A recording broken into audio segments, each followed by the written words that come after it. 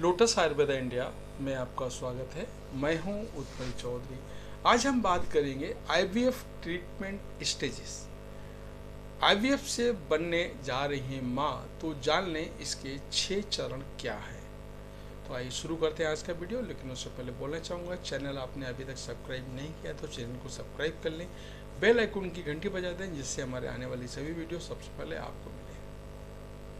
IVF यानी in vitro fertilisation, यह एक सुरक्षित प्रक्रिया है जिसे उन कपल्स द्वारा अपनाया जाता है जो नेचुरल तरीके से गर्भ धारण करने में समर्थ नहीं हो पाते। ऐसे कपल्स आईवीएफ ट्रीटमेंट की मदद से संतान सुख प्राप्त कर सकते हैं।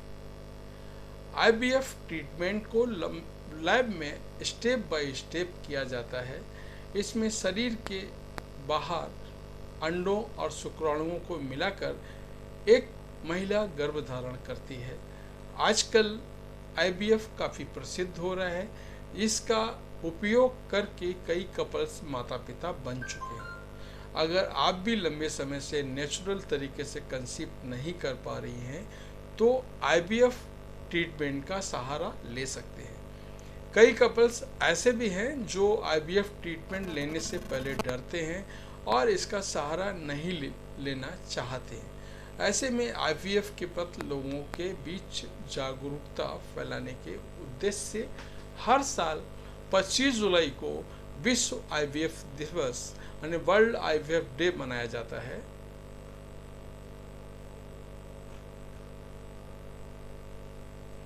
आज हम आपको आईवीएफ ट्रीटमेंट के चरणों के बारे में विस्तार से बताने जा रहे हैं।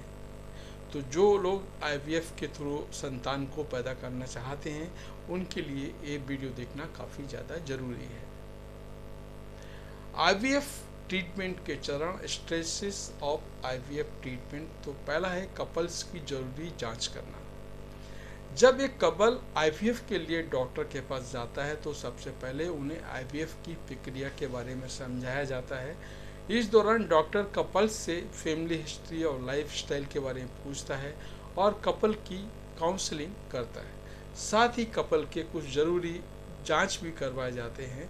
इसमें ब्लड टेस्ट, इन्फेक्शन टेस्ट और हार्मोनल टेस्ट शामिल है। इस चरण में गर्भाशय, अंडाशय और शुक्राणुओं की गुणवत्ता की जांच भी की जाती है। अगर सारे टेस्ट नॉर्मल होते हैं तो आगे की प्रक्रिया शुरू की जाती है। लेकिन अगर कोई दिक्कत आती है तो डॉक्टर पहले से ही ठीक करने की कोशिश करते हैं। दूसरा, हार्मोन का इंजेक्शन लगना। आईवीएफ के दूसरे चरण में हार्मोन का इंजेक्शन लगाया जाता है। इससे महिला के शरीर में एक से अधिक अंडों का उत्पादन होता है। आपको बता दें कि पीरियड्स के दौरान सिर्फ एक अंडा परिपक्व होता है, लेकिन इंजेक्शन की मदद से कई अंडे एक साथ परिपक्व हो जाते हैं। इससे गर्भधारण की संभावना काफ़ी बढ़ जाती है। तीसरा चरण है अंडों को बाहर निकालना। अंडों को बाहर निकालने की प्रक्रिया को एग रिट्रीवल कहा जाता है। आईवीएफ का तीसरा चरण है। इस चरण में एक सुई का प्रयोग किया जाता है। इससे सुई की मदद से अंडाशयों से अंडे निकाले जाते हैं। इस दौरान महिला को दर्द ना हो इसके लिए एनेस्थीसिया का इस्तेमाल किया जाता है। हार्मोन इंजेक्शन देने के 36 घंटे बाद अंडों को बाहर निकालने की काम शुरू किया जाता है। चौथा चरण है शुक्राणु या स्पर्म का संग्रह करना। आईवीएफ के चौथे चरण में शुक्राणु का संग्रह किया जाता है। शुक्राणु का संग्रह अंडों को निकालने के दौरान ही हो जाता है। शुक्राणु का ये संग्रह अस्पताल या क्लिनिक में हो सकता है। इतना ही नहीं, कई क्लिनिक घर पर भी शुक्राणु का सैंपल कलेक्ट करने जाते हैं। कई मामलों में डोनर स्पर्म या फ्रोजन स्पर्म का भी उपयोग किया जाता है। ऐसे में स्पर्म का शुक्राणु क्लिनिक में पहले से मौजूद होता है।